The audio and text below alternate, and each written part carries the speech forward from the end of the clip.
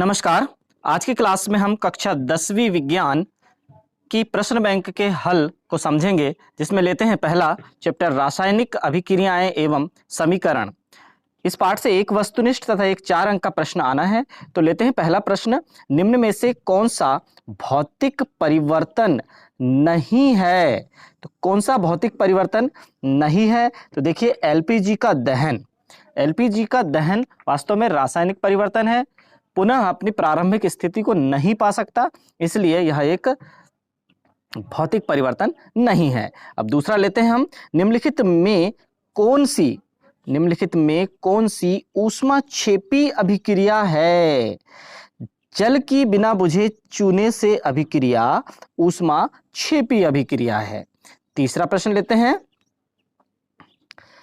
6Fe2O3 plus 2Al की जब अभिक्रिया होगी तो Al2O3 और 2Fe बनेंगे।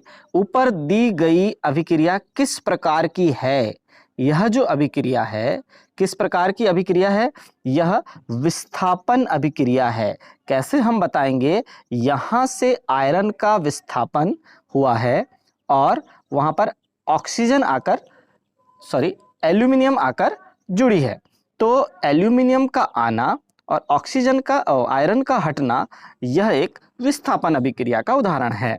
तो देखिए अब यहां पर हम लेते हैं चौथे नंबर का, H2 का योग तथा O2 का ह्रास कहलाता है, अपचयन कहलाता है। बड़ी आसानी से आप बता देंगे ये बात कि H2 का योग तथा O2 का ह्रास अपचयन कहलाता है। पांचवा नंबर है, जिन अभिक्रियाओं में ऊष्मा का अवशोषण होता है उन्हें कहते हैं ऊष्मा शोषी अभिक्रिया। शोकना ऊष्मा शोषी अभिक्रिया, तो हम इसे शोकना से याद रख सकते हैं। तो जिन अभिक्रियाओं में ऊष्मा का अवशोषण होता है वो ऊष्मा शोषी अभिक्रिया कहलाती हैं। छठवां नंबर है, निम्न में से कौन सा एक रासायनिक परिवर्तन की विशेषता नहीं है? आकार में परिवर्तन, यह रासायनिक परिवर्तन नहीं है। तो चलिए अब हम लेते हैं सातवें नंबर का। सातवें नंबर में है, खाद्य पदार्थ का कार्बन डाइऑक्साइड और पानी में टूटना एक प्रकार की क्या है? ऊष्माक्षेपी अभिक्रिया है।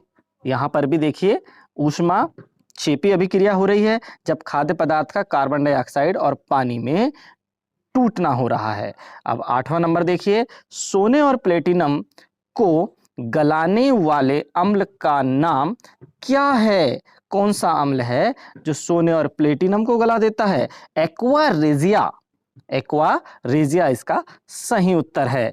नौवां नंबर देखते हैं, रासायनिक अभिक्रिया में भाग लेने वाले पदार्थ कहलाते हैं, जो अभिक्रिया में भाग लेते हैं वो कहलाते हैं अभिकारक, और जो अभिक्रिया के उपरांत बनते हैं वो कहलाते हैं उत्पाद। तो अभी जो अभिक्रिया में भाग ले रहे हैं उनकी बात की जा रही है, वो क्या कहलाते हैं? अभिकारक कहलाते हैं। फिर देखिए 10वां नंबर, लंबे समय तक सेवन ना करने पर सूखे मेवे सड़ जाते हैं, क्योंकि किस कारण से सड़ जाते हैं? विकृत गंधिता। उनमें कौन सा गुण है? विकृत गंधिता के कारण वे सड़ जाते हैं। चलिए लेते हैं दूसरा चैप्टर, अम्ल क्षार एवं लवण। इसका पहला प्रश्न है, निम्न में से कौन सा लवण क्रिस्टलन जलयुक्त नहीं है? क्रिस्टलन जलयुक्त नहीं है, खाने का सोडा इसका सही उत्तर है।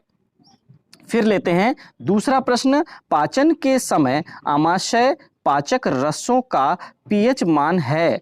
आमाशय पाचक रसों का पीएच मान क्या होगा? 7 से कम होगा। ऑप्शन नंबर 1 है, 7 से कम। निम्न में कौन सोने को विलेय करने के लिए प्रयुक्त होता है?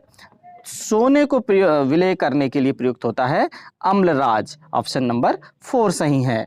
चलिए अब लेते हैं प्रश्न नंबर 4 है, निम्न में कौन प्रकृति से अम्लीय है? कौन है प्रकृति से अम्लीय? Lime juice.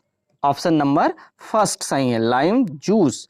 फिर 5वां लेते हैं, 5वां है, बेकिंग पाउडर बनाने में प्रयुक्त अवयवों में एक अवयव सोडियम हाइड्रोजन कार्बोनेट है, तो दूसरा अवयव होगा पहला यदि सोडियम हाइड्रोजन कार्बोनेट है तो दूसरा होगा टार्ट्रिक अम्ल। टार्ट्रिक अम्ल ऑप्शन नंबर 2। फिर यहां लेते हैं 16वां नंबर, हाँ 6वां नंबर, अपच का उपचार करने के लिए निम्न में से किस औषधि का उपयोग होता है? अपच के लिए हम एंटासिड, एंटासिड का इस्तेमाल करते हैं, ऑप्शन नंबर 3 है। अब लेते हैं आगे प्रश्न नंबर 7। प्रश्न नंबर 7 है, टमाटर में कौन सा अम्ल उपस्थित होता है? कौन सा होता है? ऑक्जेलिक अम्ल होता है, ऑप्शन नंबर 2 सही है इसका। फिर 8वां लेते हैं, पीएच स्केल की पराश है, कितनी है? 0 से 14 होती है, ऑप्शन नंबर 3 सही है। फिर लेते हैं 9वां प्रश्न। 9वां है यहाँ, अम्ल और क्षार के बीच होने वाली क्रिया कहलाती है उदासीनीकरण क्रिया। अम्ल और क्षार जब अभिक्रिया करते हैं तो लवण और जल बनाते हैं, इस प्रकार की क्रिया कहलाती है उदासीनीकरण क्रिया। चलिए अब लेते हैं 10वां नंबर। 10वां नंबर है, चींटी के डंक में कौन सा अम्ल उपस्थित होता है? कौन सा अम्ल होता है? यहां पर होगा मेथेनॉइक अम्ल, जिसे हम फार्मिक अम्ल भी कहते हैं। अब हम लेते हैं 11वां नंबर, कठोर जल को मृदु जल के लिए किस सोडियम यौगिक का उपयोग किया जाता है? कठोर जल को मृदु जल में के लिए किस सोडियम यौगिक का उपयोग किया जाता है? हमें मृदु जल में परिवर्तित करना है तो सोडियम कार्बोनेट का, सोडियम कार्बोनेट Na2CO3 का। अब लेते हैं 11वां नंबर। 11वां है, अम्लीय वर्षा का पीएच मान होता है। अम्लीय वर्षा का पीएच मान क्या होगा? 5.6 से कम, ऑप्शन नंबर 3 सही है।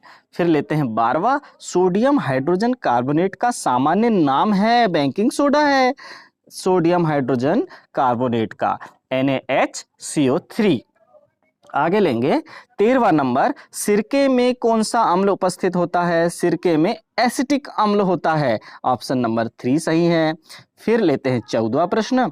14वां है हमारा, रंग में परिवर्तन के द्वारा सूचक हमें बताते हैं कि कोई पदार्थ अम्ल है या क्षार है। ऐसे पदार्थ होते हैं जिनकी गंध अम्लीय या क्षारकीय माध्यम में भिन्न भिन्न हो जाती है, वे कहलाते हैं गंधीय सूचक। वे क्या कहलाते हैं? ऑप्शन नंबर 4 सही है, गंधीय सूचक कहलाते हैं। फिर 15वां नंबर है, अम्लों के लिए कौन सा कथन सत्य है? फिर से आया, अम्लों के लिए कौन सा कथन सत्य है? अम्ल स्वाद में खट्टे होते हैं और नीले लिटमस पेपर को लाल कर देते हैं। ध्यान रखिए, अम्ल स्वाद में खट्टे होते हैं और नीले लिटमस पेपर को लाल कर देते हैं। अध्याय 5, तत्वों का आवर्त वर्गीकरण। तो देखिए, तत्वों का आवर्त वर्गीकरण में हम लेते हैं यहां पर पहला प्रश्न है, मेंडलीफ के आवर्त नियम के अनुसार तत्वों को आवर्त तालिका में व्यवस्थित किया गया क्रम है। कौन सा क्रम है? बढ़ते परमाणु द्रव्यमान के क्रम में मेंडलीफ ने आवर्त सारणी को रखा है, बढ़ते परमाणु द्रव्यमान के क्रम में। तो चलिए लेते हैं नेक्स्ट, नंबर 2। नंबर 2 है हमारा, निम्नलिखित में से कौन सा कथन आधुनिक आवर्त तालिका के संदर्भ में सत्य है? कौन सा कथन सत्य है? इसमें 18 ऊर्ध्वाधर स्तंभ हैं, 18 स्तंभ हैं आधुनिक आवर्त सारणी में, आधुनिक आवर्त तालिका में। फिर लेते हैं तीसरा प्रश्न। तीसरा है हमारा, आधुनिक आवर्त तालिका में इलेक्ट्रॉन विन्यास 2-8 वाले तत्व की क्या स्थिति होगी? 2-8 वाले तत्व की स्थिति होगी समूह 18 में। समूह 18 में होते हैं ऐसे तत्व, हीलियम, नियान, आर्गन, क्रिप्टॉन, जिनान, रेडॉन, इस तरह से। तो ये रहेंगे समूह 18 में। फिर चौथे नंबर का प्रश्न है, सभी कार्बनिक यौगिकों का सबसे अधिक महत्वपूर्ण तत्व संबंधित है समूह 14 से। सभी कार्बनिक यौगिक का सबसे महत्वपूर्ण तत्व संबंधित है समूह 14 से। फिर आगे देखिए 5वें नंबर का प्रश्न है, निम्न में से कौन सा तत्व सर्वाधिक संयोजी इलेक्ट्रॉन रखता है? सबसे ज्यादा संयोजी इलेक्ट्रॉन रखता है फास्फोरस, ऑप्शन नंबर 4। फिर खाली स्थान लेते हैं अब हम यहाँ पर, खालिस्तान है हमारे पास, रिक्त स्थानों की पूर्ति कीजिए। मोस्ले की आवर्त सारणी खालिस्तान पर आधारित है, किस पर आधारित है? परमाणु क्रमांक पर आधारित है, जबकि मेंडलीफ की परमाणु द्रव्यमान पर आधारित है। दूसरा प्रश्न है, आधुनिक आवर्त सारणी में सबसे अधिक वैद्युत ऋणात्मक तत्व फ्लोरीन है। सबसे अधिक वैद्युत ऋणात्मक तत्व कौन सा है? फ्लोरीन है। समूह 17 के तत्व खालिस्तान कहलाते हैं, भी कहलाते हैं, समूह 17 के तो कहलाएंगे, साथ में हैलोजन भी कहलाएंगे। Fluorine, chlorine, bromine, iodine, astatine, ये सब क्या कहलाते हैं? हैलोजन भी कहलाते हैं। अष्टक का नियम खालिस्तान ने दिया, न्यूलैंड ने दिया अष्टक का नियम। और तत्वों की त्रिक व्यवस्था किसने दी? डोबेराइनर ने तत्वों की त्रिक व्यवस्था दी। फिर आगे हम लेते हैं 6वें नंबर का प्रश्न। 6वां है हमारा, आधुनिक आवर्त सारणी में समूहों की संख्या कितनी है? पता है हमें, आधुनिक आवर्त सारणी में 18 समूह दिए गए हैं। एक एल्यूमिनियम किस प्रकार का ऑक्साइड बनाता है? एल्यूमिनियम किस टाइप का? क्षारीय ऑक्साइड बनाते हैं एल्यूमिनियम। फिर लिए मेंडलीफ द्वारा कितने तत्वों को वर्गीकृत किया गया है? मेंडलीफ ने 63 तत्व उनकी सारणी में रखा है। 9वां प्रश्न है, एक परमाणु का इलेक्ट्रॉनिक विन्यास 287 है, तो इस तत्व का नाम क्या है? देखिए 10, 7, 17 है, तो इस तत्व का नाम है क्लोरीन। इस तत्व का नाम क्लोरीन है, जिसका परमाणु क्रमांक 17 है। अब हमें सही जोड़ी बनाना है। सही जोड़ी बनाना है, देखिए लिथियम एक क्या है? उपधातु है। सिलिकॉन क्या है? सिलिकॉन एक धातु है। ऑक्सीजन क्या है? ऑक्सीजन एक अधातु है। और फ्लोरीन क्या है? फ्लोरीन एक हैलोजन तत्व है। और नियॉन, नियॉन देखिए एक अक्रिय गैस है। नियॉन एक अक्रिय गैस है जो कि समूह 18 का तत्व है। अब आगे देखते हैं, हमें सत्य असत्य के रूप में उत्तर देना है। पहला प्रश्न है, पहला है हमारा, अक्रिय गैसों के सभी कोष पूर्णतः भरे हैं। बिल्कुल सत्य है, इसीलिए तो helium, neon, argon, krypton, xenon, radon जो अक्रिय हैं उनके सभी कोष पूर्णतः भरे हुए हैं। जब हम ऊपर से नीचे जाते हैं तो परमाणु का आकार बढ़ता है। बिल्कुल सही, सत्य है, परमाणु का आकार बढ़ता है। तो आगे देखिए, ऊपर से नीचे जाना मतलब जैसे lithium, sodium, potassium, rubidium, caesium, francium, जैसे हम ऊपर से नीचे चलते हैं तो परमाणु का आकार बढ़ता जाता है। आधुनिक आवर्त सारणी में हाइड्रोजन का स्थान विवादास्पद है। बिल्कुल असत्य है ये, तो यहां ध्यान रखेंगे, हाइड्रोजन का स्थान आधुनिक आवर्त सारणी में विवादास्पद है। फिर देखिए, कार्बन तत्व कुल 2 कोष 4 संयोजी इलेक्ट्रॉन के साथ है, यह सत्य है। कार्बन तत्व कुल 2 कोष 4 संयोजी इलेक्ट्रॉन के साथ है। देखिए जैसे यहाँ पर यदि हम कार्बन का नाभिक बनाए हैं तो ये Pn यहाँ पर केंद्र पर हो गया। यहाँ पर ये देखिए 2 इलेक्ट्रॉन है पहले कोष में और दूसरे कोष में है 4 संयोजी इलेक्ट्रॉन। तो कुल 2 कोष और 4 संयोजी इलेक्ट्रॉनों से कार्बन तत्व बना है, यह सत्य है। आगे, हाइड्रोजन परमाणु की त्रिज्या 39 पिकोमीटर है, यह असत्य है। चलिए लेते हैं अध्याय 6, जैव प्रक्रम। जैव प्रक्रम से यहाँ पर सही जोड़ी मिलाइए तथा एक 3 अंक का प्रश्न आना है। तो पहला लेते हैं हम, वसा को वसी अम्ल में परिवर्तित करता है, कौन करता है? लाइपेज। दूसरा प्रश्न है, श्वसन है, श्वसन एक अपचयन क्रिया है, तो श्वसन एक अपचयन है। फिर नंबर 3 देखिए, स्वपोषी पोषण के लिए आवश्यक है, क्या आवश्यक है? जल, प्रकाश, सूर्य का प्रकाश सभी आवश्यक है। फिर चौथा नंबर देखते हैं, प्रकाश संश्लेषण की क्रिया पौधे के किस भाग में होती है? प्रकाश संश्लेषण की क्रिया पौधे के किस भाग में होती है? फूल, तना, पत्ती और जड़। तो किस में होती है? पत्ती में होती है। चलिए लेते हैं 5वां नंबर। 5वां है हमारा, हृदय के अंदर उसके संकुचन के समय रक्त को वापस लौटने में कौन रोकता है? हृदय में वाल्व, हृदय के अंदर उसके संकुचन के समय रक्त को वापस लौटने से कौन रोकता है? वापस लौटने से हृदय में वाल्व रोकते हैं। फिर आगे देखते हैं, वृक्क एक तंत्र का भाग है। किस तंत्र का भाग है? उत्सर्जन तंत्र का भाग है। 7वां नंबर है, पादप में जाइलम उत्तरदायी है। जाइलम कौन सा कार्य करता है? जल का वहन करता है। अब हम लेते हैं सही जोड़ी। सही जोड़ी में हमारी पहली सही जोड़ी है पित्त रस। पित्तरस, पित्ताशय, पित्तरस का संबंध किससे है? पित्ताशय से है। ट्रिप्सिन, ट्रिप्सिन का संबंध है प्रोटीन से, ऑप्शन नंबर सी से। और यकृत का संबंध है यूरिया का निर्माण। यकृत में क्या हो रहा है? फिर यूरिया का निर्माण। फिर चौथा नंबर लाइपेज, लाइपेज का संबंध किससे है? वसा से है। और इंसुलिन कहाँ पाया जाता है?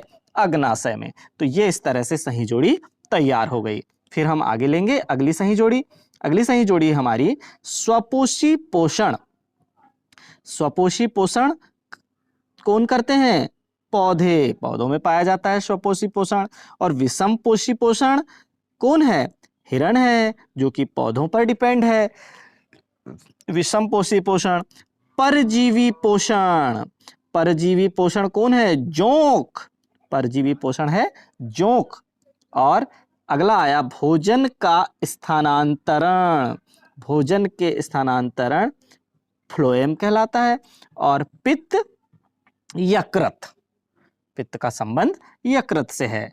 तो चलिए अब लेते हैं आगे। अध्याय 9 अनुवांशिकता। अनुवांशिकता में पहला प्रश्न है वस्तुनिष्ठ में। देखिए पहला वस्तुनिष्ठ क्या है? अनुवांशिकता का जनक किसे कहा जाता है? किसे कहा जाता है? ग्रेगर जॉन मेंडल को अनुवांशिकता का जनक कहा जाता है, ग्रेगर जॉन मेंडल को। नर में कौन सा गुणसूत्र लिंग निर्धारण के लिए उत्तरदायी है? कौन सा गुणसूत्र है जो लिंग निर्धारण के लिए उत्तरदायी है? XY, XY गुणसूत्र है जो कि लिंग निर्धारण के लिए उत्तरदायी होते हैं। फिर निम्न में से कौन सा रोग अनुवांशिक है? कौन सा रोग अनुवांशिक है? डायबिटीज रोग अनुवांशिक है। फिर आगे चौथा नंबर है, मनुष्य की कोशिका में गुणसूत्र पाए जाते हैं। कितने जोड़े पाए जाते हैं? 23 जोड़े पाए जाते हैं। फिर मेंडल किस पौधे पर प्रयोग किया? मेंडल ने किस पौधे पर प्रयोग किया? हमें पता है मटर के पौधे पर प्रयोग किया। रिक्त स्थानों की पूर्ति करें। तो पहला लेते हैं, जो लक्षण पीढ़ी दर पीढ़ी संचरित होते हैं वे लक्षण कहलाते हैं अनुवांशिक लक्षण कहलाते हैं, जो एक पीढ़ी से दूसरी पीढ़ी में पहुंचते हैं। फिर दूसरा नंबर है, खालिस्तान एक अनुवांशिक इकाई है, जीन एक अनुवांशिक इकाई है, जो जीन एक पीढ़ी से दूसरी पीढ़ी में पहुंचते हैं। फिर तीसरा नंबर है, अनुवांशिक पदार्थ का विनिमय खालिस्तान के दौरान होता है, अर्धसूत्री विभाजन या क्रॉसिंग ओवर के दौरान जो है अनुवांशिक पदार्थ का विनिमय होता है। फिर आगे नंबर 4 है, मेंडल ने खालिस्तान के नियमों का प्रतिपादन किया। अनुवांशिकता के नियमों का प्रतिपादन किसने किया? मेंडल ने किया। फिर 5वां नंबर देखिए, 5वां नंबर है, सभी जीवों का शरीर कोशिकाओं का बना होता है। सभी जीवों का शरीर जो है वो कोशिकाओं का बना होता है। 6वां नंबर है, मानव में शिशु के लिंग का निर्धारण खालिस्तान जोड़े द्वारा होता है। कौन से जोड़े द्वारा होगा? 23वें जोड़े द्वारा होगा। 22 जोड़े दोनों में समान होते हैं और 23वां जोड़ा भिन्न भिन्न होता है, तो 23वें जोड़े द्वारा होगा। फिर 7वां प्रश्न देखेंगे, अनुवांशिकी का प्रतिपादन किसने किया? ग्रेगर जॉन मेंडल ने किया। फिर लेते हैं 8वां, मेंडल ने अनुवांशिकता के लक्षणों के वाहक को क्या नाम दिया? फैक्टर नाम दिया है। अनुवांशिकता के लक्षणों के वाहक को फैक्टर नाम दिया। 9वां है, जीन की खोज करने वाले वैज्ञानिक का नाम बताइए। मेंडल है। बदल बदल के प्रश्न पूछे जा रहे हैं। फिर आगे देखिए 10वां नंबर, अनुवांशिकी के जनक का नाम लिखिए। Gregor John Mendel. फिर 11वां देखिए, एक उभयलिंगी जीव का नाम बताइए। क्या है? केचुआ एक उभयलिंगी जीव है। चलिए अब लेते हैं सही जोड़ी बनाइए। तो मेंडल, मेंडल क्या है? मेंडल है आनुवांशिकता के जनक, है ना। तो मेंडल का संबंध किससे है? आनुवांशिकता से है। वाटसन एवं क्रिक का संबंध किससे है? डीएनए से है वाटसन एवं क्रिक का संबंध। और शटन, शटन क्या है? जीन की संरचना है। और नर में लिंग का निर्धारण क्या है? नर में लिंग का निर्धारण वाय गुणसूत्र से होता है, नर में, है ना। और 5वां नंबर है जनक पौधे से उत्पन्न पीढ़ी। जनक पौधों से उत्पन्न पीढ़ी क्या कहलाएगी? पुत्री पीढ़ी कहलाएगी। फिर आगे हम बढ़ते हैं। चैप्टर नंबर 10, यहाँ से वस्तुनिष्ठ 1 अंक के पूछे जाने हैं। तो देखते हैं, पहला है यहाँ पर, निम्न में से कौन सा पदार्थ लेंस बनाने के लिए प्रयुक्त नहीं किया जा सकता? मिट्टी का हम लेंस नहीं बना सकते, जल, कांच और प्लास्टिक से बन सकते हैं। फिर नंबर दूसरा है, किसी बिंब का अवतल दर्पण द्वारा बना प्रतिबिंब आभासी, सीधा तथा बिंब से बड़ा पाया गया। किस स्थिति में? वस्तु की स्थिति कहाँ होनी चाहिए? तब वस्तु की स्थिति होगी दर्पण के ध्रुव तथा मुख्य फोकस के बीच, तभी आभासी प्रतिबिंब बनता है। फिर आगे आएगा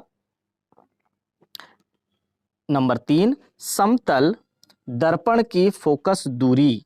समतल दर्पण की फोकस दूरी कैसी होती है? अनंत होती है। समतल दर्पण की फोकस दूरी ध्यान रखेंगे, अनंत होती है। नंबर 4 है, किसी वस्तु को अवतल दर्पण के सम्मुख वक्रता केंद्र पर रखा जाता है तो प्रतिबिंबी कहाँ बनेगा?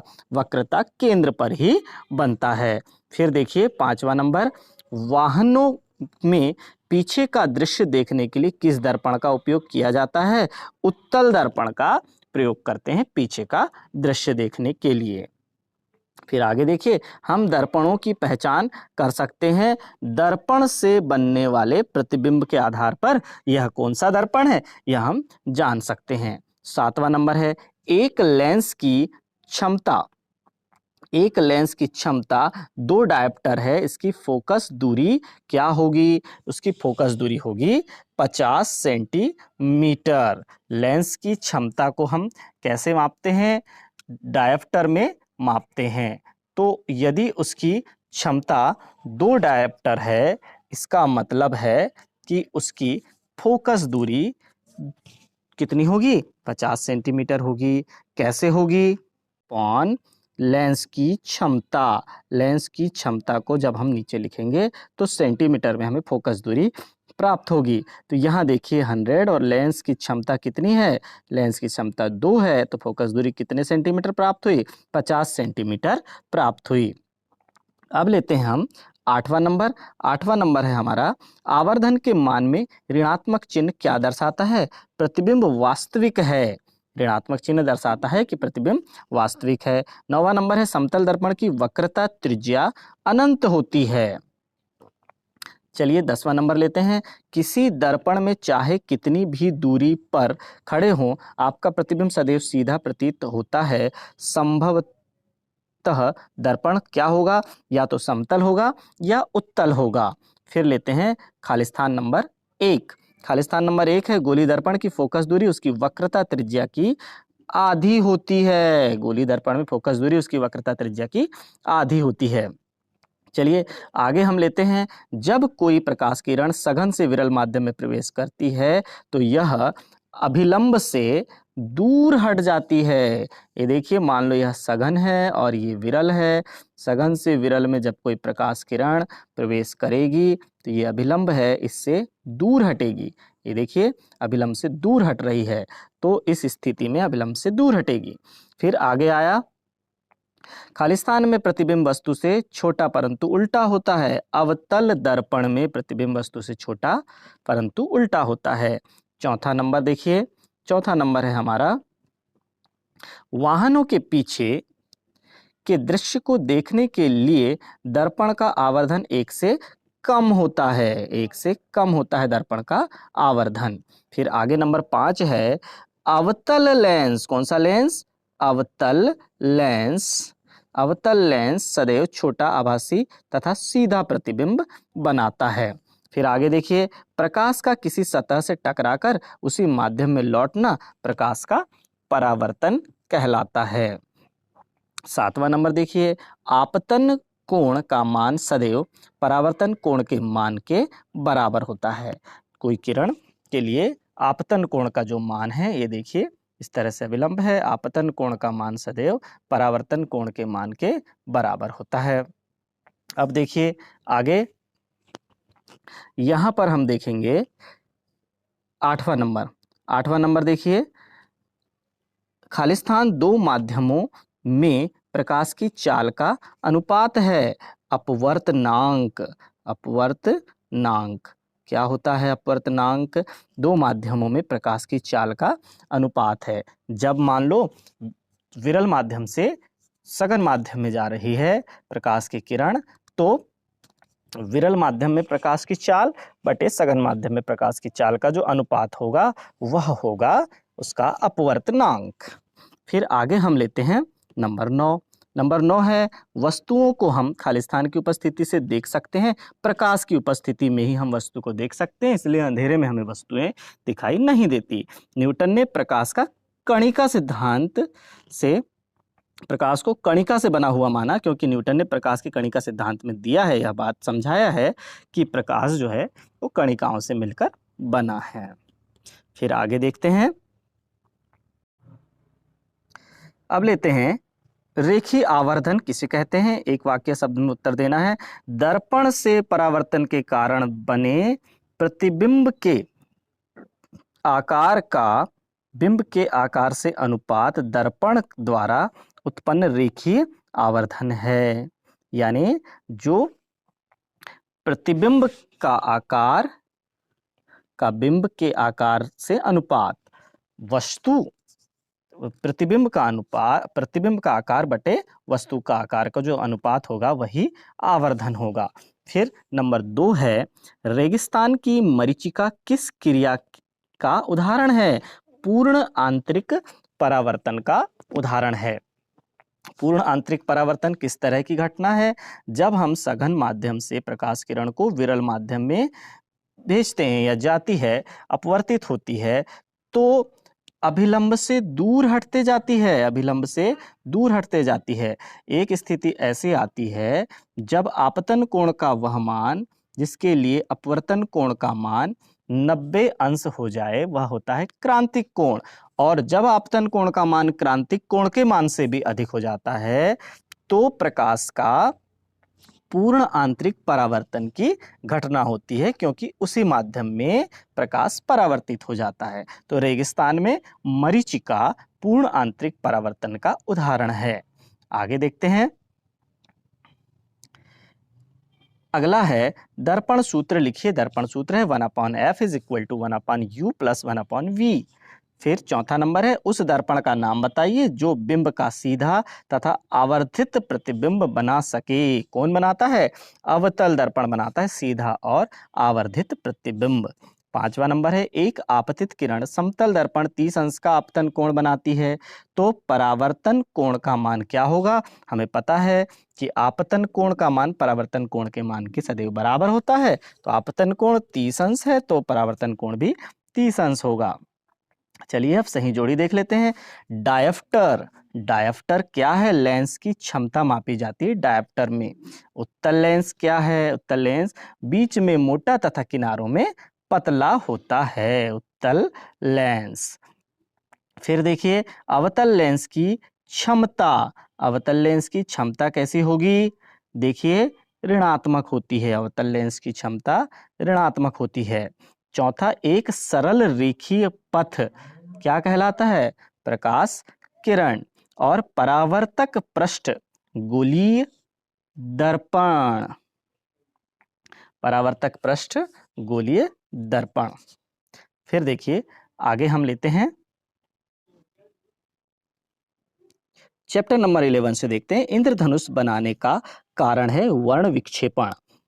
फिर दूसरा प्रश्न है, प्रकाश के विक्षेपण से प्राप्त 7 रंगों के समूह को कहते हैं स्पेक्ट्रम। तीसरा है, आकाश के नीले रंग का कारण है प्रकाश का प्रकीर्णन। चौथा लेते हैं, गहरे समुद्र में जल का रंग नीला दिखाई देने का कारण है प्रकाश का प्रकीर्णन। पांचवा है, प्रिज्म के 2 फलकों के बीच का कोण कहलाता है प्रिज्म कोण। वर्ण विक्षेपण होता है, किसमें होता है? प्रिज्म से होता है। फिर आगे आया, प्रिज्म द्वारा बैगनी रंग की प्रकाश किरण का विचलन सर्वाधिक होता है। बैगनी रंग की प्रकाश किरण का विचलन सर्वाधिक होता है। अब देखिए टिंडल प्रभाव क्या है। टिंडल प्रभाव, घने जंगल के वितान से सूर्य प्रकाश का गुजरना, आकाश का नीला दिखाई देना। अभी हमने देखा क्या है, प्रकाश का प्रकीर्णन है। तारों का टिमटिमाना क्या है? वायुमंडलीय अपवर्तन है। और प्राकृतिक स्पेक्ट्रम क्या है? इंद्रधनुष है। चलिए लेते हैं अध्याय 12 विद्युत। विद्युत में पहला देखिए, अमीटर को परिपथ में सदा कैसे संयोजित किया जाता है? सदैव हम अमीटर को श्रेणी क्रम में जमाते हैं। प्रतिरोध का मात्रक होता है ओम। फिर एक अश्व शक्ति में कितने वाट होते हैं? 746 वाट होते हैं। फिर लेते हैं चौथा नंबर, विभवांतर मापन यंत्र है। वोल्ट मीटर से हम विभवांतर को मापते हैं। चलिए लेते हैं पांचवा प्रश्न है, प्रतिरोध आर के किसी तार के टुकड़े को 5 बराबर भागों में काटा जाता है। इन टुकड़ों को फिर पार्श्व क्रम में संयोजित कर देते हैं। यदि संयोजन का तुल्य प्रतिरोध आर स्टार है तो आर आब्लिक आर स्टार अनुपात का मान क्या होगा? आर आब्लिक आर स्टार अनुपात का मान आर स्टार के ही बराबर होता है, अर्थात यहां पर यह हो जाएगा 25 होगा आर बटे आर स्टार का मान। फिर यहां पर हम लेंगे नंबर 6, निम्नलिखित में से कौन सा पद विद्युत परिपथ में विद्युत शक्ति को निरूपित नहीं करता है? विद्युत शक्ति को निरूपित ना करने वाला कौन है? I R square. I R square देखिए विद्युत शक्ति को निरूपित नहीं करने वाला है आई आर स्क्वायर। अब रिक्त स्थानों की पूर्ति करना है। पहला वाला रिक्त स्थान है, किसी तार का प्रतिरोध उसकी लंबाई के अनुक्रमानुपाती होता है। फिर दूसरा नंबर है, शुद्ध जल विद्युत का कुचालक होता है। फिर देखिए तीसरा नंबर है हमारा, एक आदर्श अमीटर का प्रतिरोध 0 होता है। चौथा, फ्यूज को किसी संयंत्र के साथ श्रेणी क्रम में जोड़ा जाता है। पांचवा है, अधिक विभवांतर प्राप्त करने के लिए शैलों को श्रेणी क्रम में जोड़ते हैं। छठवा है, प्रतिरोधकों के श्रेणी क्रम में जुड़े होने पर विद्युत धारा के मान में कोई परिवर्तन नहीं होता। श्रेणी क्रम में यदि हम जोड़ेंगे तो विद्युत धारा के मानों में कोई परिवर्तन नहीं होता। घरों में सभी विद्युत उपकरण समानांतर क्रम में जोड़े जाते हैं। सभी विद्युत उपकरण समांतर क्रम में जोड़े जाते हैं। फिर देखिए आगे लेते हैं अध्याय 15 हमारा पर्यावरण। हमारा पर्यावरण से पहला प्रश्न है, निम्न में से कौन से समूहों में केवल जैव निम्नीकरण पदार्थ हैं? केवल जैव निम्नीकरण पदार्थ हैं, फलों के छिलके, केक एवं नींबू। दूसरा प्रश्न है, निम्नलिखित में से कौन आहार श्रृंखला का निर्माण करते हैं? घास, बकरी तथा मानव। घास को बकरी खाएगी और बकरी को मानव खाएगा। फिर आगे देखते हैं, यहां पर निम्नलिखित में से कौन पर्यावरण मित्र व्यवहार कहलाते हैं? कौन कौन कहलाते हैं? बाजार जाते समय सामान के लिए कपड़े का थैला ले जाना, पॉलीथीन को त्यागना, तो ये क्या है? पर्यावरण मित्र व्यवहार है। कार्य समाप्त हो जाने पर लाइट बंद कर देना, इलेक्ट्रिक की सेविंग, यह भी पर्यावरण मित्र व्यवहार है। माँ द्वारा स्कूटर से विद्यालय छोड़ते हुए ऑफिस जाना, यहाँ पर फ्यूल सेविंग है। अतः ये सभी क्या है? पर्यावरण मित्र व्यवहार है। आगे हम लेते हैं चौथा नंबर, किसी पारितंत्र के घटक हैं। कौन कौन है? उत्पादक भी है, उपभोक्ता भी है, अपघटक भी है, सभी हैं उपरोक्त सभी। हरे पादप किस पोषी स्तर में आते हैं? प्रथम पोषी स्तर में होते हैं, उत्पादक होते हैं वो। फिर सबसे बड़ा पारितंत्र है, कौन है? महासागर सबसे बड़ा पारितंत्र है। फिर एक पारितंत्र में मानव है, मानव क्या है? सर्वाहारी है। ऊर्जा का पिरामिड होता है, सदैव सीधा होता है ऊर्जा का पिरामिड। अब हम लेते हैं रिक्त स्थानों की पूर्ति। रिक्त स्थानों की पूर्ति में पहला लेते हैं, ओजोन परत को हानि पहुंचाने वाला रसायन है क्लोरोफ्लोरोकार्बन, CFC लिख सकते हैं आप उसे। पारितंत्र में ऊर्जा का प्रवाह एक दिशी या एक ही दिशा में होता है। विश्व पर्यावरण दिवस किस दिन मनाया जाता है? 5 जून को मनाया जाता है। फिर लेते हैं 12वां नंबर, विभिन्न जैविक स्तरों पर भाग लेने वाले जीवों की एक ऐसी श्रृंखला जिसमें जीव दूसरे जीव को अपना आहार बनाता है, आहार श्रृंखला कहलाती है। फिर नंबर 13 है, जीवाणु और कवक जैसे सूक्ष्म जीव अपमार्जक कहलाते हैं। फिर 14 नंबर लेते हैं, वर्षा के पानी को एकत्रित करना व इसे उपयोग में लाना वर्षा जल संग्रहण कहलाता है। हरे पौधे उत्पादक होते हैं, अभी हमने पढ़ा हरे पौधे क्या होते हैं? उत्पादक होते हैं। फिर आया 16वां नंबर, एक पोषी स्तर से दूसरे पोषी स्तर के लिए ऊर्जा का स्थानांतरण खालिस्तान प्रतिशत होता है। कितने प्रतिशत होता है? 10% होता है। फिर आया ओजोन परत सूर्य से आने वाली पराबैंगनी विकिरणों को, अल्ट्रावायलेट विकिरणों को पृथ्वी की रक्षा करती है। फिर आगे हम लेते हैं सही जोड़ी। सही जोड़ी में देखिए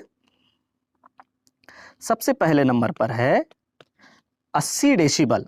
80 डेसिबल क्या है? 80 डेसिबल से शुरू हो जाता है ध्वनि प्रदूषण। फिर दूसरा है सर्फ।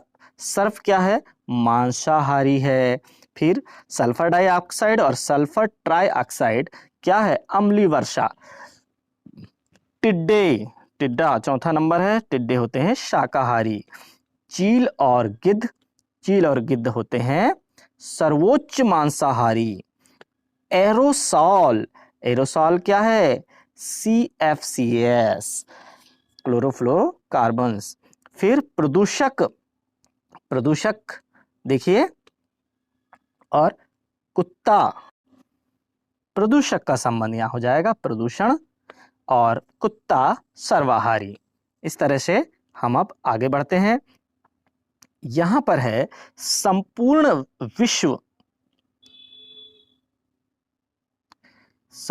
विश्व में मनुष्य के क्रियाकलापों से वातावरण का तापमान बढ़ने की घटना क्या कहलाती है? ग्लोबल वार्मिंग कहलाती है। खाद्य जाल किसे कहते हैं? अनेक खाद्य श्रृंखलाएं परस्पर मिलकर जटिल खाद्य जाल का निर्माण करती हैं। पौधे अपना भोजन किस प्रक्रिया द्वारा बनाते हैं? प्रकाश संश्लेषण द्वारा बनाते हैं। जो पदार्थ सूक्ष्म जीवों द्वारा अपघटित होते हैं क्या कहलाते हैं? जैव निम्नीकरण कहलाता है। आगे आया, जो पदार्थ सूक्ष्म जीवों द्वारा अपघटित नहीं होते क्या कहलाते हैं? अजैव निम्नीकरण कहलाते हैं, निम्नीकरणीय। फिर आगे होगा अपशिष्ट किन्हें कहते हैं? अपशिष्ट किन्हें कहेंगे? उपयोग के उपरांत त्यागा गया पदार्थ जो वातावरण को प्रदूषित करता है अपशिष्ट कहलाता है। 20वां है, पोषण के आधार पर उपभोक्ताओं को कितने वर्गों में बांटा गया है? कितने वर्गों में बांटा गया है? 3 वर्गों में बांटा गया है, शाकाहारी, मांसाहारी और सर्वाहारी। ओजोन परत में छिद्र सबसे पहले कहां देखा गया? अंटार्कटिका पर देखा गया। अब प्रश्न लेते हैं कार्बन और उसके यौगिक से। एथेन का आणविक सूत्र C2H6 है। इसमें क्या होगा? 7 सहसंयोजक आबंध हैं। C2H6 में कितने? 7 सहसंयोजक आबंध हैं। ये देखिए, ये हो गए C, और इस तरह से यहाँ पर 6 H इस तरह से जुड़ गए हैं। तो टोटल ये देखिए, ये 6 और ये 1 7 सहसंयोजी आबंध हैं। फिर आगे हम देखते हैं दूसरा नंबर है, खाना बनाते समय यदि बर्तन की तली बाहर से काली हो रही है तो इसका मतलब है क्या मतलब है? ईंधन पूरी तरह से नहीं जल रहा है, ईंधन पूरी तरह से नहीं जल रहा है। आगे हम लेते हैं अगला नंबर। नंबर 3 है, अमोनिया के एक अणु NH3 में है, केवल एक आबंध है। अमोनिया के एक अणु NH3 में केवल एकल आबंध है। ये देखिए आबंध, तो देखिए ये N और इसमें देखिए 3 H जुड़े हुए हैं, तो कुल मिला के यहाँ पर कौन से आबंध हैं? एकल आबंध हैं। चलिए अब हम लेते हैं चौथा नंबर। बकमिंस्टर क्लोरीन एक अपर रूप है। किसका अपर रूप है? कार्बन का अपर रूप है। फिर आगे आया नंबर 5। नंबर 5 है, कार्बन की संयोजकता है 4 है। कार्बन की संयोजकता कितनी है? 4 है। अब हम लेते हैं अध्याय 13, विद्युत धारा के चुंबकीय प्रभाव से। पहला वस्तुनिष्ठ है, विद्युत चुंबकीय प्रेरण के नियम के प्रतिपादक है फैराडे। दूसरा नंबर लेते हैं, घरेलू परिपथ में सभी उपकरण संयोजित होते हैं समांतर क्रम में। तीसरा है, धारावाही चालक तार में धारा का मान बढ़ाने पर चुंबकीय क्षेत्र का मान भी बढ़ जाता है।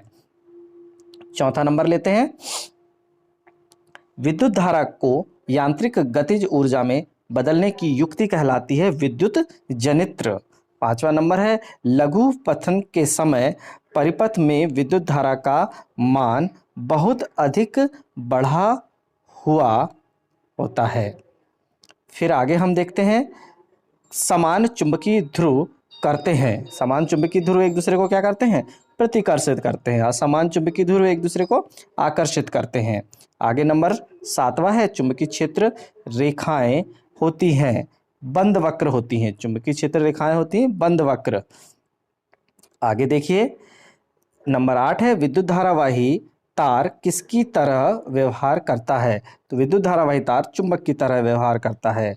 फिर 9वां नंबर देखिए, स्थायी चुंबक बनाए जाते हैं। इस्पात से स्थायी चुंबक बनाए जाते हैं। 10वां है, कुंडली को चुंबक के सापेक्ष स्थिर रखने पर गैल्वेनोमीटर में कितना विक्षेप होता है? गैल्वेनोमीटर स्थिर रहता है। फिर रिक्त स्थान देखते हैं, विद्युत धारा का मान बढ़ाने पर विद्युत चुंबकीय शक्ति का मान भी अधिक हो जाता है। विद्युत मोटर के घूमने वाले भाग को रोटर कहते हैं। फिर आगे देखिए, आगे नंबर 3 है खाली स्थान का, विद्युत फ्यूज विद्युत धारा के ऊष्मीय प्रभाव के आधार पर कार्य करता है। चौथा है, सामान्यतः विद्युतमय तार या लाइव वायर लाल रंग का प्रयोग करना चाहिए। फिर 5वां नंबर है, किसी चुंबक तार में विद्युत धारा प्रवाहित करने पर उसके चारों ओर चुंबकीय क्षेत्र उत्पन्न हो जाता है। फिर 6वां नंबर है, धारावाही चालक पर आरोपित बल की दिशा फ्लेमिंग के वामहस्त नियम से ज्ञात की जाती है। फिर चलिए सही जोड़ी देखते हैं। सही जोड़ी है यहाँ पर, चुंबकीय क्षेत्र की तीव्रता का मात्रक है वेबर प्रति मीटर स्क्वायर। फिर दूसरा है, कार्कस्कू नियम जो है वो किससे संबंधित है? मैक्सवेल ने दिया। फिर अस्थायी चुंबक क्या है? विद्युत चुंबक है। और विद्युत चुंबकीय प्रेरण का संबंध किससे है? फैराडे से है। फिर दक्षिण हस्त नियम किसने दिया? फ्लेमिंग ने दिया। और चुंबकीय फ्लक्स का मात्रक है वेबर। अन्योन्य प्रेरकत्व का संबंध देखिए हेनरी से है। और चुंबकीय क्षेत्र ओरस्टेड है मात्रक। अब यहां पर हम आगे बढ़ते हैं। विद्युत धारा को यांत्रिक ऊर्जा में बदलने वाला यंत्र का नाम है विद्युत मोटर। घरों में प्रयुक्त होने वाली प्रत्यावर्ती धारा की आवृत्ति होती है 50 हर्ट्ज। नंबर 3 है, विद्युत परिपथ की सुरक्षा के लिए प्रयुक्त युक्ति का नाम क्या है? फ्यूज वायर है। फिर नंबर 4 पर आते हैं। नंबर 4 है हमारा, चुंबकीय क्षेत्र उत्पन्न करने वाले स्रोत के नाम है स्थायी चुंबक, विद्युत चुंबक या पृथ्वी का चुंबकीय क्षेत्र।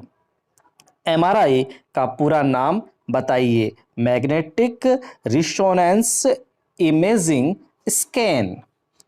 फिर आगे है नंबर 6, विद्युत धारा बनाए गए चुंबक को क्या कहते हैं? विद्युत द्वारा बनाए गए चुंबक को हम बोलते हैं विद्युत चुंबक।